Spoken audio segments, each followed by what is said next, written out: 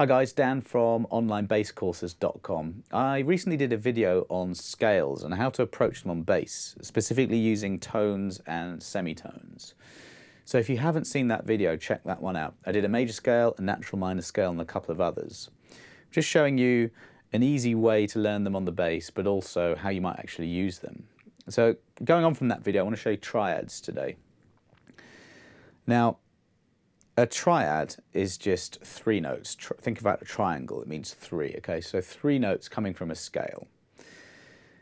And it's different combinations of thirds. Now, to understand what that means, we need to very quickly go through intervals. I'm going to do another video on intervals, going into a bit more depth, but an interval is just the distance between two musical notes. Okay, so if we number the notes of a major scale, 1 to 8, if we go from the first note to the 8th note, a major scale, by the way, has 7 different notes in it. The first and the last notes are the same. They're both A's, but the higher A and the lower A, they're 8 notes apart. So that's an interval. They are the distance of 8 notes apart, and we call that an octave. Now, triads are all about thirds. So if you play the first, the third, and the fifth notes of a major scale, there's the first, third, fifth, you get an A major triad, okay? And all that is 2 thirds stacked on top of each other. So all the third is just when you play any note and you go 3 notes away from that, you're playing a third. So from the first note, you go up 3 notes and you have what we call a major third. We call it a major third because there's such a thing as a minor third, which I'll get into in a second. So that's a major third. And then from that note, we have a minor third. So a major third and then a minor third stacked on top gives you a major triad. I'll show you a good way of using this in a minute, but let's move on to that minor triad. If we reverse that combination now, and now we get a minor third followed by a major third, we get a minor triad. So just reverse a little bit. We have an A minor scale. The third note is different to the third note of a major scale. So you have to say major third or minor third, because third doesn't really mean anything because there are different types. So when we have a minor third, it's 3 notes away from the first note, it's a minor third. And then 3 notes up the scale from there is a major third. So minor third followed by major third is a minor triad. Now, talking about these combinations of thirds, so we had major and minor gives you a major triad, minor and major gives you a minor triad. There are only 2 other possible permutations. So the first is minor followed by minor. It gives you this, it gives you the diminished triad, okay? So going from, let's do all this on an A. A minor third is this, and a minor third from that note is there. It's the 6th fret of the A string. And that's what we call a diminished triad. It sounds a little bit strange on its own, but I'll show you that in context in a minute. But the last possible combination we have is a major third stacked on top of a major third, and that gives us what we call an augmented triad, okay? And that's it. You've got 4 different triads. You've got a major, a minor, a diminished, and an augmented. We find these in music a lot.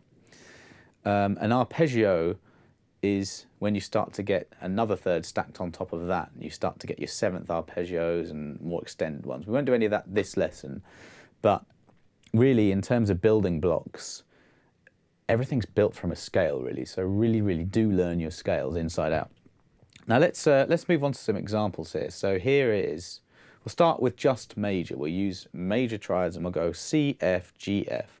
This is a chord diagram that you might see on a gig, and there's no real instruction here. I've got no drum beat, I've got no backing track, so we've got freedom to do anything really. I think I'll be really simple to start with. So C is on the 3rd fret of the A string, and we'll just play the triad in this pattern here. So we'll go 2nd finger on the 3rd fret, the C, then 1st finger 2nd fret D string, that's that major third, and a minor third away from that. We'll go little finger on the 5th fret of the D string.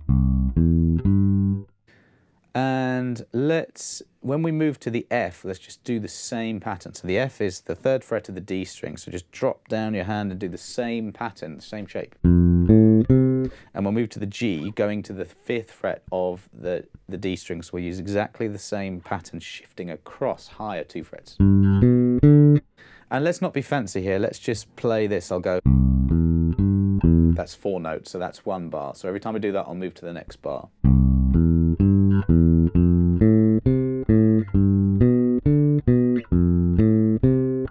You would have heard this kind of thing before. Now you can alter the rhythms and the speed. You can do slides. If you use this pattern and go do the major third on the same string, you can do a little slide.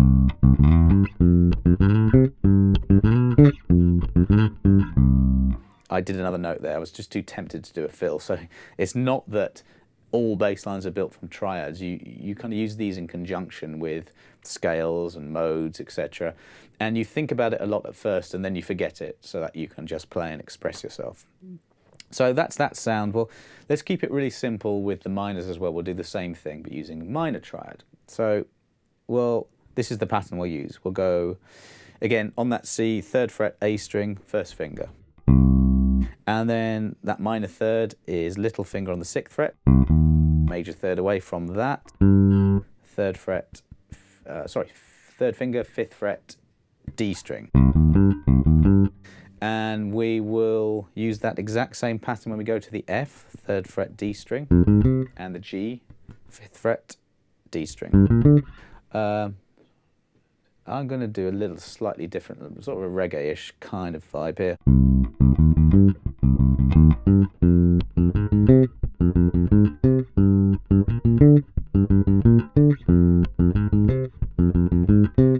You could just as easily do a rock kind of pattern. If you were staying on the C minor, I'm just using 8th notes, just keeping those right hand fingers just really alternating there.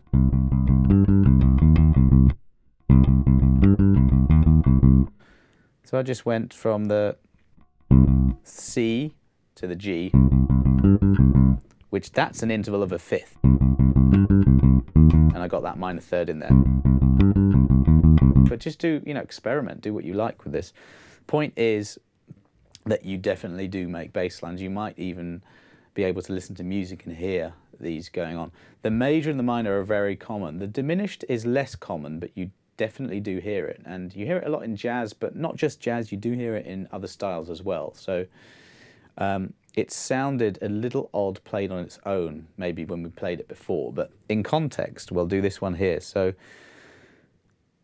maybe let's do a little bit more of a walking jazz feel, meaning we'll just play 1 note on every beat, okay? So we're going C, D flat, diminished, the DIM stands for diminished, D minor, and G.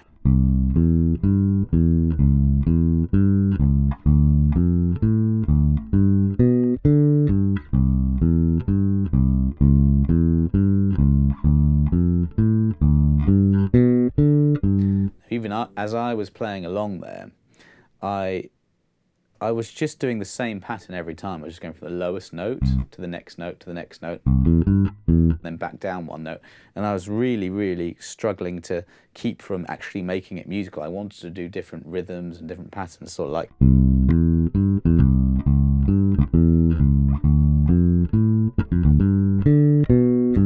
That's how you actually make music. So what I did there is just altered the patterns there. I used some different rhythms since it's jazz, some little triplet kind of ideas. And that's when you start to bring life to these cold theoretical concepts, is when you start to add rhythms, phrases and things like that.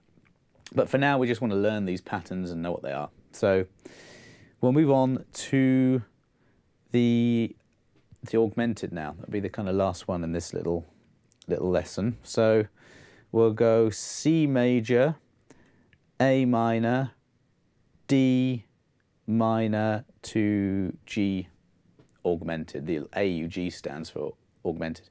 Actually, just a little point is that when you see a diminished or an augmented triad, this happens loads in music. No one ever standardized how you would write a chord. So you'll often see different symbols for this, which you'll have to learn, but that's beyond the lesson today. So let's do the same thing. We'll keep it quite simple.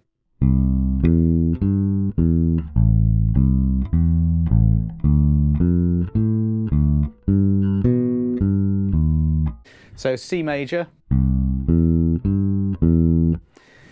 A minor. You may have noticed I played a different pattern. Instead of going, I went.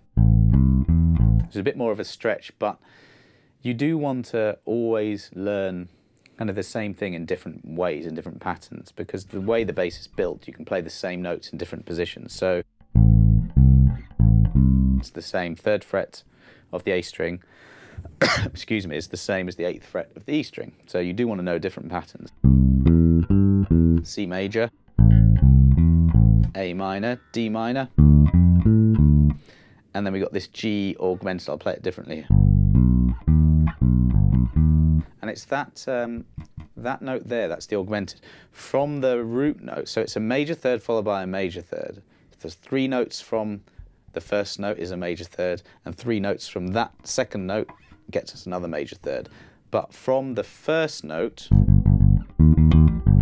that note is an augmented or raised 5th. That's why it's called augmented, because the 5th note is raised from a normal 5th, or what we call a perfect 5th. Don't worry too much about all that language. That's intervals. I'll do another in-depth video on that, so make sure you subscribe so you stay tuned for that video. But that augmented 5th, it's a really lovely sound. It's got a lovely pull back to the C, the first note.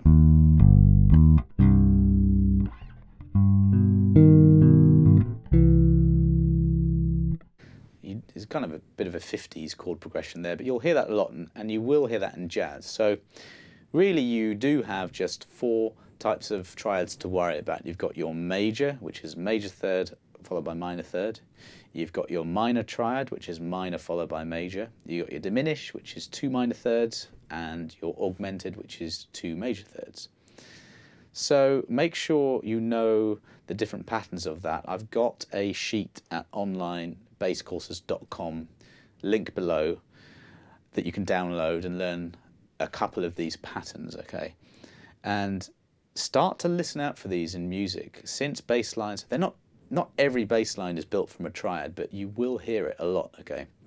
And it will definitely help you in terms of hearing music and making up your own music as well. So as part of your kind of toolkit, triads are really, really important to learn. So do watch that scale video if you haven't, and I'll be moving on to probably arpeggios and chords as well. So make sure you subscribe below for the next videos. And if you have any comments, as usual, just put it in the video, in the comment box below, or get in contact at onlinebasscourses.com. If there's any kind of other videos, theory videos, or how to make up bass lines or bass gear or tones or anything you can think of, really, just let me know and I can do a video on that.